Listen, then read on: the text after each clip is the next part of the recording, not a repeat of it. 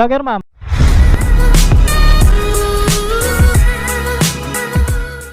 At pagkatapos ng napakahabang biyahe natin last vlog, nag part 1 and part 2 pa, no? So ngayon ay hindi ko sure kung good news or bad news, kasi para bayaran yung pinakahuling hulog natin sa ZH2.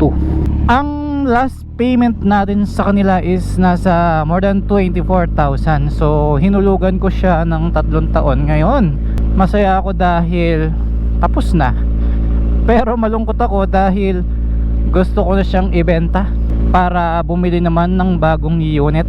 Nasabi ko na sa inyo last time kung ano yung gusto ko. It's either MT-09 or XSR 900. So hindi kasi natin maiwan yung naked dahil maangas talaga yung naked, no? So kung MT-09, plan ko is yung Gen 2. Kung XSR naman, plan ko naman yung katulad lang din nung Gen 2 ng MT-09. I'm not sure kung anong year lumabas yung Gen 2, basta ganun. Hindi yung latest yung kukunin ko na XSR, kung sakali man yun ang talagang final decision natin. Kasi tingnan nyo kahit yung pinaka first gen o second gen ng XSR 900, hindi siya naluluma kahit may lumabas na bagong XSR kasi classic siya, di ba? Yun talaga yun So dito sa paghuhulog natin sa ZH2, naging maganda yung transaction namin dyan kasi nag-issue lang ako ng cheque. So wala tayong palya sa pagbabayad, kaya nakakuha tayo ng malaking rebate. Ang sabi nila parang nasa 30,000 yata yung babalik na pera sa akin dahil hindi tayo pumalya sa hulog. Kung iisipin mo, parang ang bilis ng 3 taon, ano? So sa 3 taon, ang mileage ni ZH2 is nasa 20,000 lang.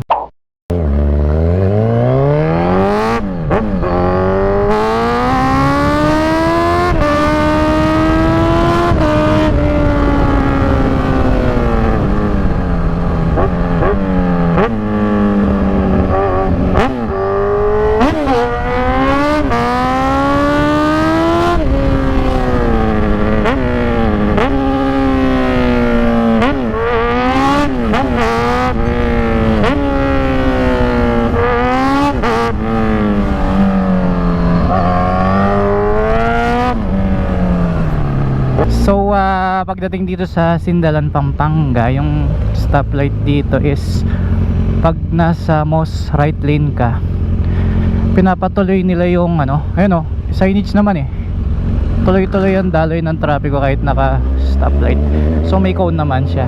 So pwede pagsabayin yung mga magla-left turn from Sindalan sa mga dumediretso dito sa MacArthur Highway para ma-less yung volume ng mga vehicles. Yun yung gusto kong mags kapag ka nagka-high ace ako, yung kalesa type na tinatawag. So dun sa ZH2 ko nga pala na yun, kinuha ko siyang hulugan sa in-house financing siya So ang pangalan nun is RBO. Kilala naman tayo nung mga staff dun sa RBO, kaya one day process naiuwi natin yung motor. Basta mag-provide ka lang ng cheque. Di ba ganun naman talaga yung pag nasi-CI ka para makilala ka ng pinag-uutangan mo. Tayo, so kilala nila, kaya parang for documentation na lang yung pagsi-CI nila sa atin. Although CI pa rin naman ako, pero yung trust kasi nandun na. Kumbaga, di ba, kailangan lang ng dokumento. Siyempre, hindi naman nila masasabing matatapos ko yung motor, di ba? Swerte ngayon, huling-hulog na lang natin. Kaya pag sa susunod na kukuha ulit tayo ng hulugan sa kanila, ma-approve ka agad tayo. Ba, naka-jelly long sleeve siya. Siguro pag bumili ka ng helmet, may libreng long sleeve, no? Dati pinakauso talaga nun, Mios 40 click version 1 pa nun. Tapos ngayon halos click na yung mga nakikita natin. Sulit naman kasi yung pera mo dyan, hindi pa siya ganun kamahal. Kumbaga nung unang labas ng click na yan, game changer yung tawag sa kanya, di ba? Oo nga pala, nag-comment sa atin si AB Moto Tuning, at sabi niya welcome daw tayo dun sa shop nila. Nakakatawa, di ba, napansin nila tayo. Kilala pala talaga tayo ni Sir AB Moto Tuning. Nagkita pa daw kami sa Boss Ironman 2023. Taas ng side mirror nyo. Uy! Biglang liko. Buti na lang tatabi yung jeep no? So hindi ko tuloy alam kung saan kayo papagawa yung motor ko, sa AB Moto Tuning o sa FJ Enjoy. Bahala na. Anyway, kalookan silang pareho no. Nag-message nga pala sa akin yung asawa ni motor ni Juan, si Ma'am Force, at ang sabi niya si AB Moto Tuning daw ay mag-a-abroad, pupunta sa Europe next month. Kaya kung magpapagawa tayo ng suspension sa kanila, dapat this week na. Kaso medyo loaded ako ngayon dahil patapos na yung October. Ang daming pahabol.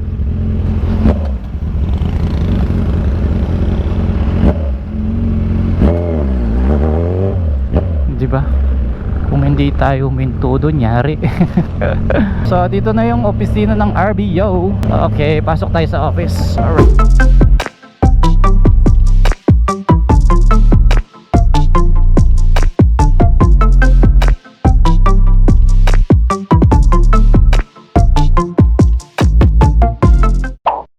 So isa na yun sa patunay na fully paid ang motor kapag binigay na yung isa pang susi. Kasi kapag bumili ka ng brand yung motor, dalawa kaagad yung susi niyan eh. Maliban lang pag Aerox Sniper, isa lang yung remote niyan, pero dalawa yung susi niya na maliit. Ayan yung FZ150 oh. Nagkaganyan din ako dati eh no.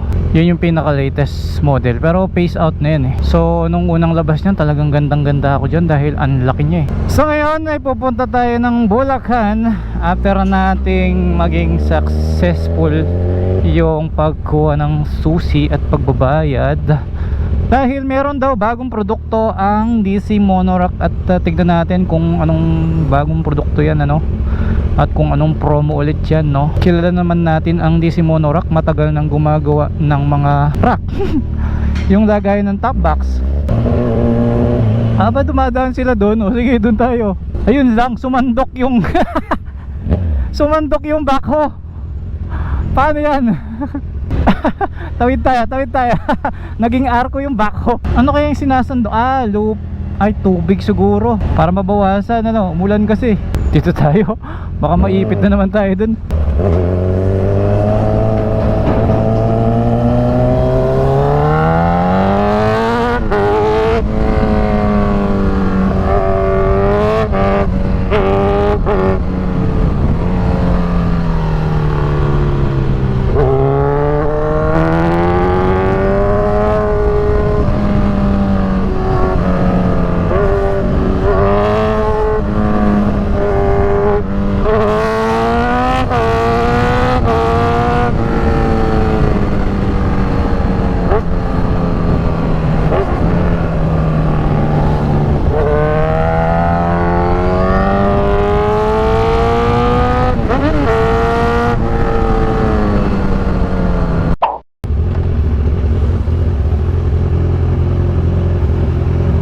Wala ko, hindi yan mariread.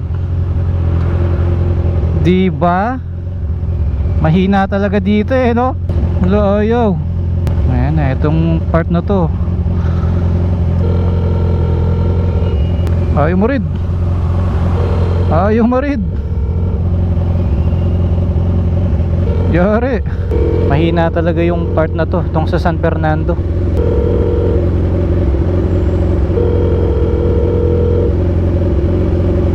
Yun, thank you.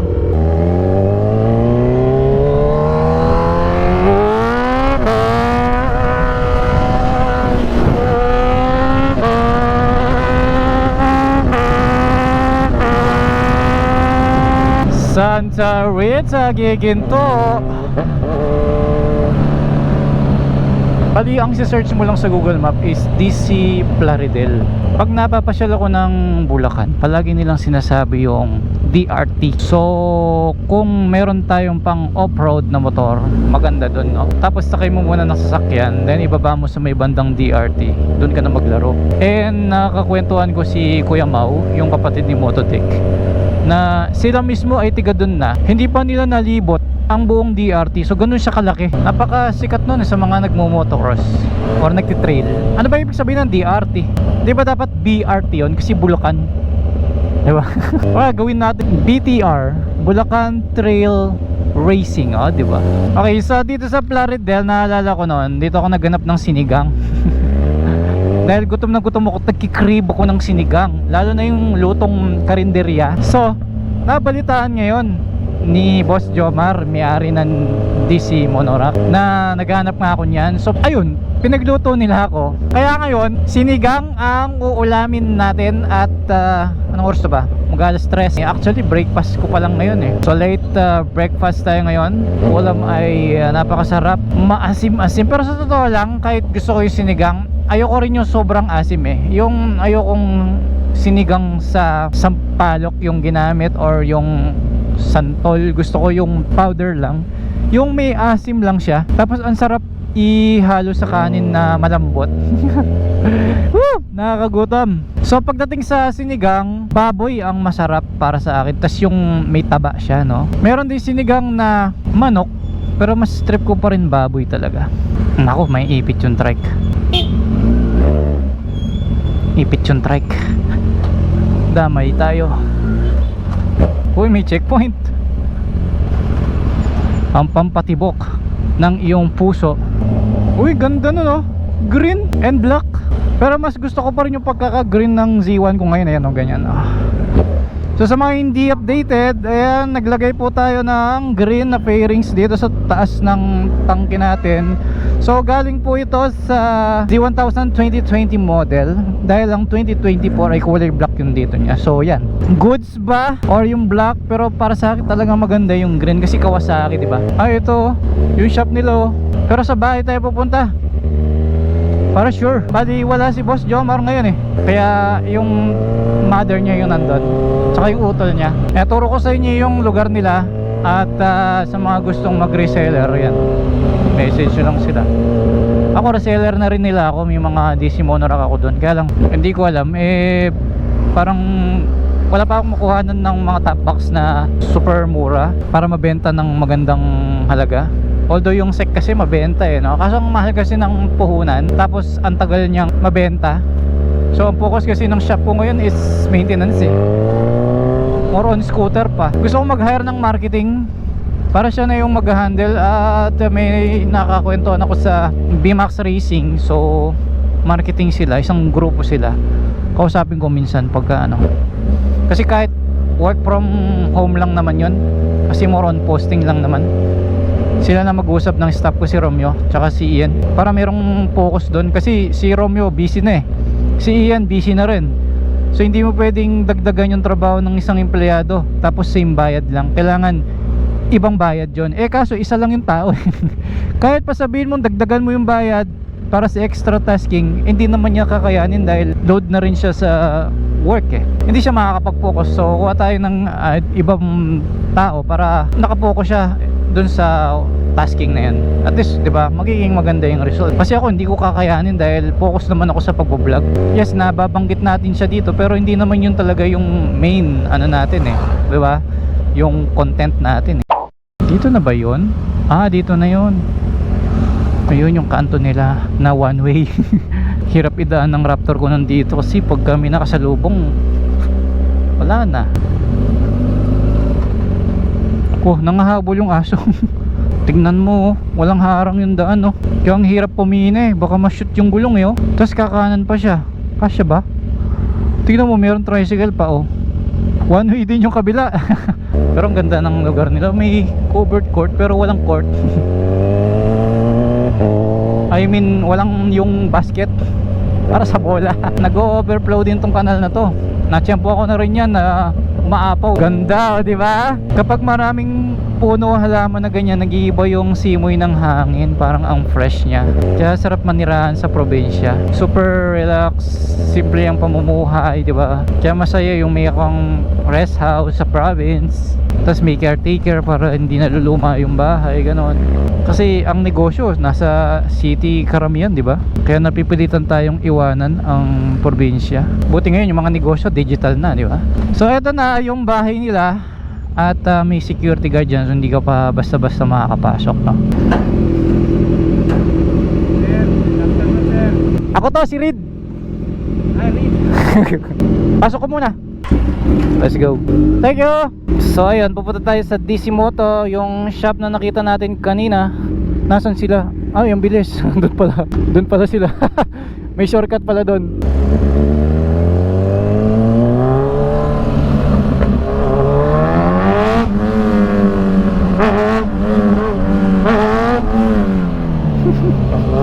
Ayun, may tulay.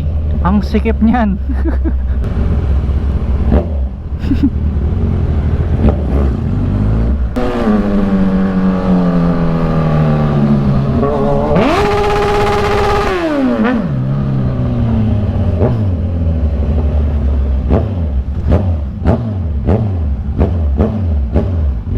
Ayan yung sinigang. Diba? Ayan o. May patis sili, hindi mawawala. At yung kanin. Ano ba yung bago nating product? Grab bar. Grab bar. Steak. Okay, gets. Oo. NMAX eh. Yung stock, di ba? Ang galing. Mas okay nga yan. So kung may stay grab bar siya, hindi na natin lalagyan ng ganito. Hindi, kasi may grab bar eh. So tama, ang galing. Nakapag-vlog na kami para sa Facebook. So ito, nakalagay na yung Decimona Rack na stay grab bar kung tawagin. At ayan o, ito yung stock grab bar ng NMAX Vito. Tapos sa taas naman yung Decimona Rack. So ang maganda pa dito, kung titignan nyo ng malayo yung motor, yung angle ng rack natin is diretso lang. So ipatong natin yung box ngayon. Ayan yung angle ng box, so di ba? So naka-side stand lang tayo ha. Hindi siya naka-center stand. Ganyan yung itsura ng box, so di ba? Level lang, hindi siya nakataas, nakababa, saktuhan lang, o di ba? Ganda. Ayun. May nagpabomba, tita, sabi ko sa kanila, isa yung matutuwa, 10 yung magagalit. Tita, bye-bye. Punta lang kami doon. Pupunta muna tayo sa bahay nila ulit. Kasan tayo nag-stay kanina. Para subukan naman yung click. Kasi NMAX yung nailagay eh.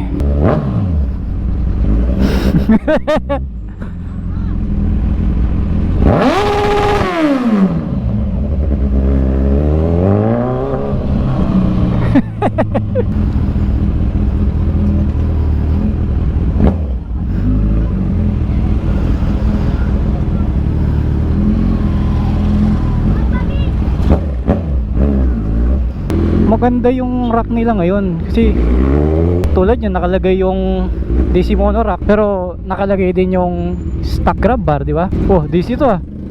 Deliver kayo.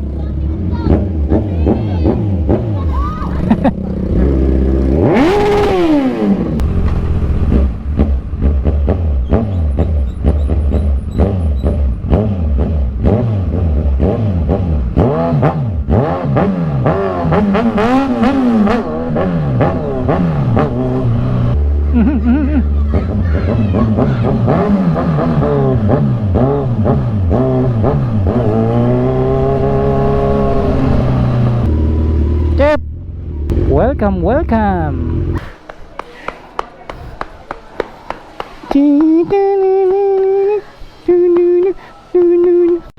Hanggang ngayon busog pa ako. Ang dami ko nakain na kanin kanina. Order pa ako ng kalahating kaban para kapag sinigang yung ulam sa bahay, yun ang isasaing, di ba? Ayos yun, di ba? Sarap eh, no? Kami nagre-rice cooker kasi kapag siguro nagtagal yung kanin ng 5 oras, nagpapawis ka agad. Medyo parang mahal na yung kalahating kaban ng bigas ngayon kasi parang siguro mga way back 2013 ang kalahating kaban nasa 980 pesos yata. Ngayon nasa 1.4 na, or depende sa klase ng bigas, pero 1.4 ang layo na niya sa 900 ah. Ganun na kataas yung bilihin ngayon, no? Kaya kung hindi sasabay yung sweldo ng mga empleyado, mapag-iiwanan sila. Hindi pwedeng gumastos ka ng higit pa sa kinikita mo. Wala nang matitira pagdating ng sahod. Every sahod, bayad utang ka na lang, ganun. Walang ipon. Sana kung permanente ka sa trabaho, di ba? E di naman lahat hanggang mag 60 ka, doon ka, di ba? Ganun. At kung mag 60 ka man, pag retire mo, wala ka namang monthly, di ba? Sasahurin pa sa kanila kasi tapos na. Maliban lang kung nag-SSS ka, ganun. Kaya kadalasan kahit empleyado ka na, meron ka pa rin side hustle kung tawagin eh. Yung meron kang ibang negosyo para may extra income ka. Kaya itong mga pinupuntahan nating mga sponsors natin, or pwede tayo magtinda ng Decimona Rack. Kasi pag bumili ka ng top box, automatic kailangan mo ng rack. Naipakita ko naman sa video kung gaano katibay, lifetime replacement pa. Sulit yung ibabayad mo. At ano ka pa, ba tawag doon? Yung hindi ka na stress or kampante ka sa produkto mo. Hindi ako pwedeng gabihin ngayon dahil hindi ko dala yung ilaw natin sa GoPro. Nakakalimutan ko, naka-charge sa bahay. So sa mga gusto makita yung video natin, ayan, naka-upload na yan sa Facebook. Lawak ng Shell na to. Dahil puro mga truck yung nagpapagas sa kanila. Diba? Bait pa ng mga tao dito. 95 lang po. Apa. Bakit malaki yung parking dito, ma'am? Kakuan kasi tractor bukan. Yung pumayari ng Shell na to, mayari din ng mga truck na yan. Ay, hindi ko. Marami kayong customer na ka-truck, kaya gano'n na, ma'am. Okay. Taga saan po? Taga Isabela. Ay, Isabela. So, meron silang pinipick up dito, ma'am? Ay, kuan po sir, na nagdadala lang sila ng kuan, ng pagkain ng baboy, yung mais. Ah, okay. Grabe, Isabela. Ang layo nun, ma'am, ah. Oo. Siyempre, truck yan. Hindi ganun kabis biyahin yan. So, allowed sila mag-park muna dito na, ma'am. Eh, dito rin naman sila magpapakarga, di ba? Ayos. May mga subscribers at followers kaya tayong nagdodrive ng truck na ganyan. Kaya madalas tayo nagpapakarga sa Shell kasi yung Go Plus nga, 'di ba meron tayong Go Plus app. So every nagpapakarga ka sa Shell, meron kang na-earn na points kahit pa piso-piso lang. Kaya kung 10 beses ka nagpakarga, every 500 yata piso, ganun. So meron kang 10 piso, 'di ba? Hindi naman sa pagiging choosy ng gas station, pero sayang yung points kasi. Eh alam niyo naman yung Kawasaki, di naman maselan sa gas station yan. Huwag lang magkakaroon ng tubig sa gasolina. Hindi ka vlogger sir? Vlogger, ma'am. Nakikilala ko kasi yung Ay, thank you po. Ingat sir! Thank you po, ma'am. Sticker, ma'am, oh. Eh sabi ko, ano yung vlogger dito naman? Tumaandaan na naman. Thank you po. Thank you. Nakikita kita sa kanay, sa Facebook. Thank you po, ma'am. Isa pa lang. Thank you po. Thank you. Nakikita kita kasi sa Facebook kayo sabi mo vlogger.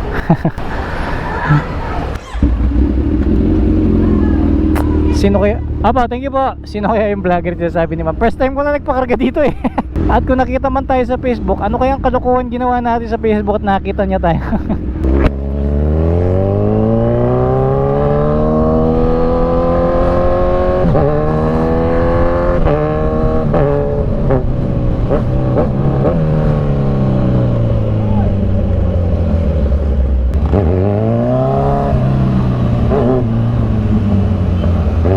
Lit ng kotse, oh. Kakaliwa.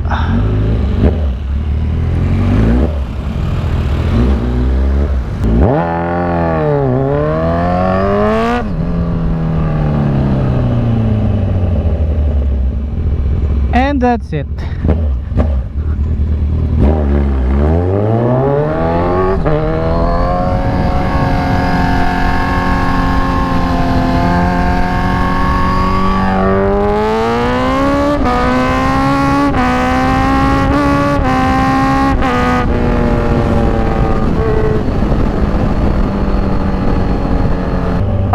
O 4 PM na. So gusto kong tapusin yung vlog natin ng maliwanag. So same yung ginawa ko dati. Dito tayo magpapaalam. Update lang ngayon is hindi ko pa naisole yung motor ni Mosing. So I don't know kung maybe first week of November. So bahala na. Siguro i-ride ko papunta doon and then sundan na lang ako ng driver ko. Plano ko sana ipa-ceramic muna bago ko isoli sa kanya, pero sobrang tagal na ng motor sa akin. Ayoko nang lalo pa tumagal at nagkapatong-patong kasi yung mga schedule natin, kaya hindi ko na naasikaso yung motor ni Mosing. But anyway, hindi naman nagagamit yung motor nandun sa bahay, pero 'di ba? Baka gamitin niya eh, nakakahiya. Siyempre si Mosing hindi naman niya sasabihin na pakibalik ang motor kasi gagamitin ko na, hindi naman ganoon si Mosing na. So maraming salamat nga pala sa mga tumapos ng ating video. Next upload, baka yung pagsoli natin ng motor ni Mosing or long ride gamit nung SBT 650 natin. At mukhang pupunta tayo ng People's Park Tagaytay. Ayan, sa mga hindi pa nakapunta, ay pupuntahan natin yan on foot din. Pagdating natin doon, magsasakay tayo ng jeep. Alam ko papataas, hindi malalakad ng maayos-ayos, siguro matarik nga. So hanggang dito na lang, paalam muna. See you next vlog. Read more speed.